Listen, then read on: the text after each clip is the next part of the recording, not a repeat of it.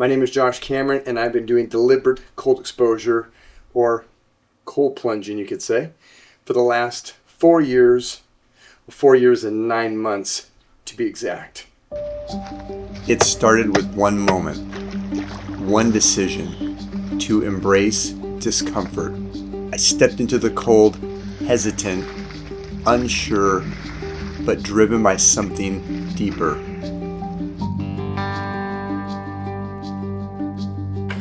Day after day, I showed up.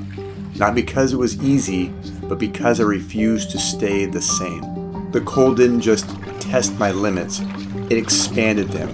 It taught me discipline, it sharpened my mind, and it woke up something powerful inside. 4 years later, I'm still plunging, still growing. This is my journey. All right, let's do a temperature check. What do we got? 38 degrees Fahrenheit. How did I get to the point where I'm cold plunging in temperatures like this? It all started during the pandemic when my son, Chase, at the age of 15, was having some stress and some anxiety issues. So he started reading some self-help books. And one of those books was the Wim Hof method. All right, Chase, you ready? Are you preparing yourself? Yeah. We're reading the Wim Hof. Oh yeah. Getting yourself psyched out. Yeah. Because he was noticing the benefits from it, and I was dealing with some of my own stresses and anxiety, he challenged me to try it. I decided to give it 1 week, and that was it. And the first few days were brutal. But even with as brutal as it was, I was feeling more awake in the morning, more alert, and I noticed improvements in my mood, especially on those stressful days when I had a lot going on. After the first week, it became like an addiction for me, and I was craving my cold shower, and I actually hated it if I missed. Not long after starting a daily cold shower routine, January 1st rolled around, and we decided to try the polar bear plunge. I'm going on 5. Okay. 5, 4, 3, 2, 1.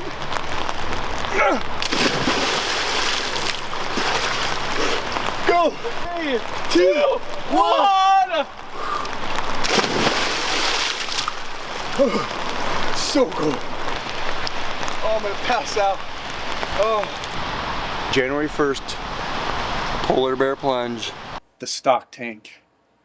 After about 10 months of doing daily cold showers, the stock tank came along. Technically, this is Chase's stock tank. He got this on his 16th birthday, and well, I've kind of taken it over. The first time I plunged in this was pretty similar to my first time doing the polar bear plunge. I don't know if I can do it. Just go for it. It's not that bad, is it? Oh. That one out. It's coming out, Tangent! Oh my gosh. Yeah. Then put your hands in. Wim Hof. Wim Hof. I'm praying. I'm praying. There's something that's so different about being able to get your whole body in the cold water versus the shower where I have to get one side and the other side and you're constantly trying to move around. Being able to be fully submerged in the cold water makes such a huge difference. What a beautiful morning in a big old bin of ice. The other thing with the stock tank, it's so nice to be outside, in nature, in the weather, rainy day, cold, snowy day. For me, that's the most exciting cold plunge. The disadvantage to this is trying to keep it cold during the warmer times of the year. You've got to add ice, you got to make ice, and it gets to be kind of a burden, so it's hard to stay consistent. That's when I decided to build my chest freezer cold plunge. Now, when I say the stock tank was a game changer because I was able to get my whole body submerged in ice water, this has been a game changer in just having consistent ice cold water year round. The stock tank and the river, those are great in the winter months when that water is icy cold, but the rest of the year, I'm in the chest freezer. Now, I have one other option for cold plunging. My ice pod. This is great when I travel. It's compact, easy to set up, and it serves its purpose for me in being able to still get that daily cold plunge while on the road. And it's kind of cool because I can do this outside. So why cold plunge? Why would someone want to put themselves through that kind of discomfort? Well, here are some of the benefits associated with deliberate cold exposure. Improved mood by increasing dopamine and norepinephrine. The increase of these feel-good chemicals will help to reduce anxiety and also increase focus and alertness. Improved metabolism and fat burning by increasing brown adipose tissue, or better known as brown fat. It improves circulation by triggering vasoconstriction and dilation. This constriction and dilation is like an exercise for your blood vessels. It can help with the reduction in inflammation.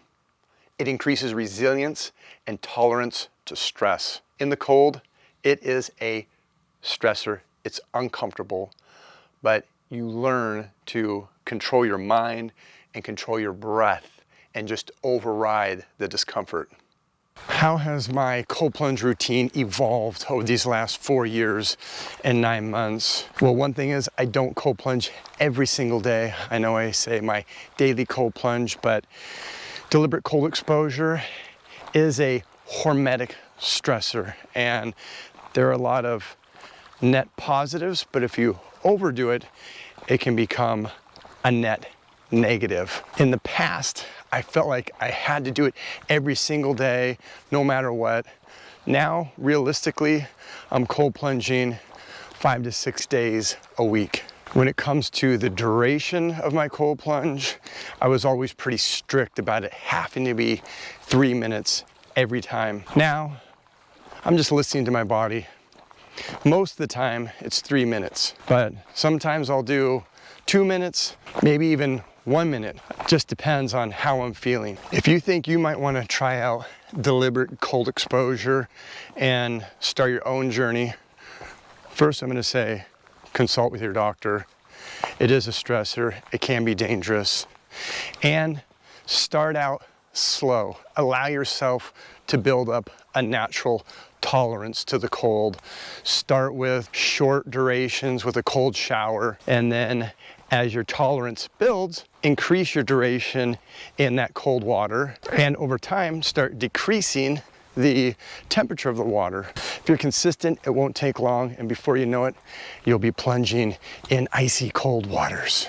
If you've tried deliberate cold exposure, or if you plan on starting a cold exposure routine, let me know in the comments. And don't forget to live life and be awesome.